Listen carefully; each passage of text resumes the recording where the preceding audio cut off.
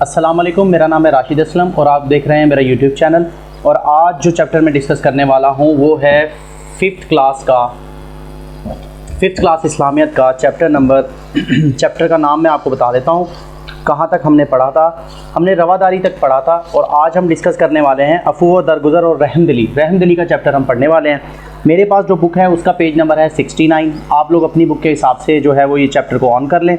चलें जी, शुरू करते हैं अल्लाह तबारक व तआला के नाम से जो बड़ा मेहरबान और निहायत रहम करने वाला है। अफू व दरगुजर से मुराद किसी की गलती और कोताही को माफ़ कर देना और इससे बदला ना लेना है। यानी अफू व दरगुजर से मुराद है कि अगर किसी से कोई गलती हो गई है तो अल्लाह तबारक व तआला के नज़दीक उसको माफ़ कर देने वाला ज़्यादा पसंदीदा है। रहमदिली का मतलब है अल्लाह ताला की मखलूक के साथ नरमी और शफ़क़त से पेश आना। अब मखलूक का लफ्ज़ इस्तेमाल हुआ है यहाँ पे, सिर्फ इंसानों के साथ नहीं, जानवरों के साथ, पौधों के साथ, परिंदों के साथ, ये तमाम जिनों के साथ, ये तमाम मखलूक है ना। अफू व दरगुजर और रहमदिली दोनों अल्लाह ताला की सिफ़ात में से हैं। अल्लाह ताला पसंद करता है कि इसके बंदे भी इन सिफ़ात को अपनाएं। अल्लाह ताला का इरशाद है। अब अल्लाह ताला क्या इरशाद फरमा रहा है? लोगों को चाहिए कि एक दूसरे को माफ़ कर दें और दरगुजर किया करें। क्या तुम नहीं चाहते कि अल्लाह तुम्हें बख्श दे? और अल्लाह बख्शने वालों और रहम फरमाने वाला अल्लाह बख्शने वाला और रहम फरमाने वाला है। अल्लाह तबारक व तआला कह रहा है कि क्या तुम नहीं चाहते कि तुम्हें बख्श दिया जाए? तो जब तुम ये चाहते हो कि तुम्हें बख्श दिया जाए तो तुम भी लोगों की गलतियों को बख्श दिया करो, माफ़ कर दिया करो, रहमदिली का मामला किया करो। अल्लाह ताला ऐसे बंदों को बेहद पसंद करता है जो अपने गुस्से पर काबू रखते हैं और दूसरों को माफ़ कर देते हैं। यानी अल्लाह तबारक व तआला माफ़ करने वालों को पसंद फरमाता है। नबी अकरम सल्लल्लाहु अलैहि वसल्लम ने फरमाया, माफ़ कर देने से अल्लाह बंदे की इज़्ज़त बढ़ाता है। यानी जो बंदा किसी की गलती को माफ़ कर रहा है, इसका मतलब ये नहीं है वो उससे डर गया है या कमज़ोर है। आप सल्लम फरमा रहे हैं कि इससे उसकी इज़्ज़त में इजाफा होता है। देखने वाले कहते हैं कि यार देखो कितना अच्छा इंसान है, ये गलती उसकी थी लेकिन ये बेचारा वैसे इसका नुकसान हो गया लेकिन इसने फिर भी माफ़ कर दिया।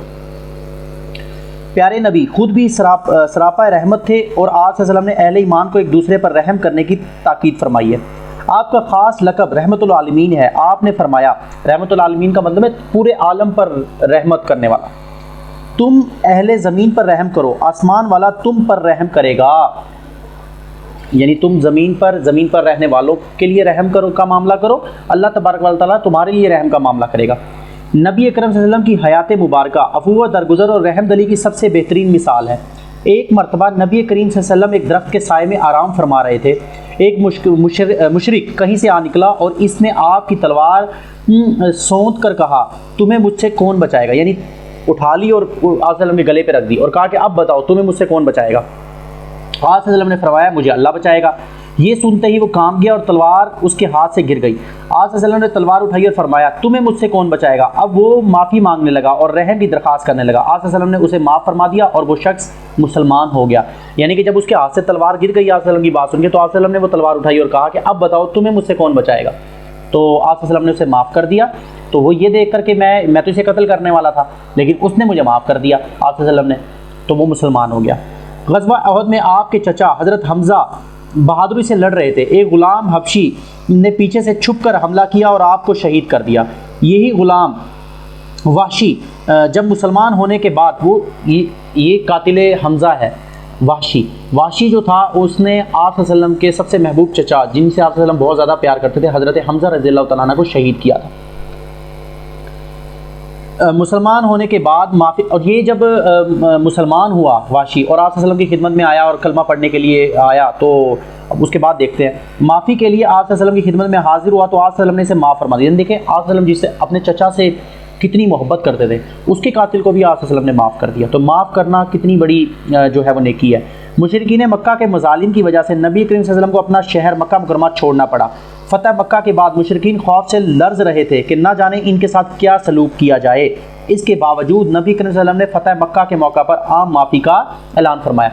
अब जब फ़तह मक्का हुआ तो जिन लोगों ने आप सल्लम को मक्का से निकाला था या और पता नहीं कितने जुल्म ढाए थे, वो ये सोच रहे थे कि अब तो मोहम्मद आ रहा है पूरी फ़ौज के साथ और ये तो हमारी गर्दनें उड़ा देगा।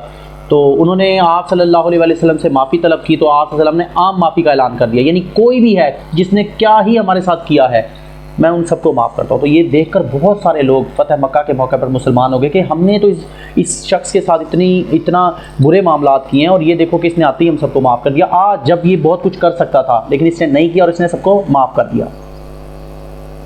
जिस तरह हमारे प्यारे नबी दूसरों की गलतियों को माफ़ फरमाते थे, हमें भी चाहिए कि अपने साथियों की गलतियों को नज़रअंदाज कर दिया करें, गुस्से पर काबू पाना सीखें, आपस में एक दूसरे के साथ रहमदिली का रवैया अपनाएं, लड़ाई झगड़े से गुरेज करें, बड़ों के साथ अदब व एहतराम और छोटों से मोहब्बत का रवैया अपनाएं।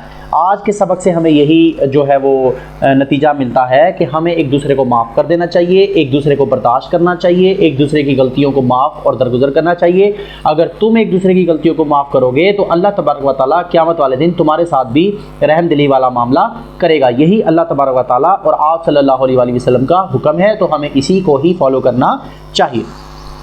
ये था हमारा आज का सबक। इंशाअल्लाह ताला हमारी मुलाकात होगी हमारी अगली वीडियो में और अगले चैप्टर के साथ। और तब तक अपना ख्याल रखिएगा और अपने माँ बाप की इज़्ज़त करें और उनका एहतराम करें और दिल लगा कर पढ़ें। छुट्टियों को ज़ाया मत करें। मैं तमाम उन बच्चों को कह रहा हूँ जो बच्चे मुझे देख रहे हैं, आप समर वेकेशंस को अच्छा इस्तेमाल करें। मैं बार बार अपनी वीडियोज़ में यही कहता हूँ कि जो बच्चे समर वेकेशंस की छुट्टियों को अच्छा इस्तेमाल करते हैं वही बच्चे कामयाब होते हैं। आप इन समर वेकेशन में कोशिश करें कि आपका मुकम्मल सिलेबस जो है वो कवर हो जाए। अगर आपका मुकम्मल सिलेबस इन छुट्टियों में कवर हो जाता है तब आपको अच्छा टाइम पीरियड मिल जाता है सिलेबस को रिवाइज करने का, एनुअल एग्जामिनेशन तक, सालाना पेपर तक। तो मेरी ये आपसे रिक्वेस्ट है कि इन वीडियोस को देखें, पढ़ें, साथ साथ इनकी एक्सरसाइज को खुद हल करने की कोशिश करें। और अगर आप खुद हल नहीं कर सकते तो मेरी इस वीडियो के आखिर में इस मशक़ को हल की हुई तस्वीर आपको मैं दे दूंगा वीडियो में, वो देखें, उसकी मदद से इसको हल करने की कोशिश करें।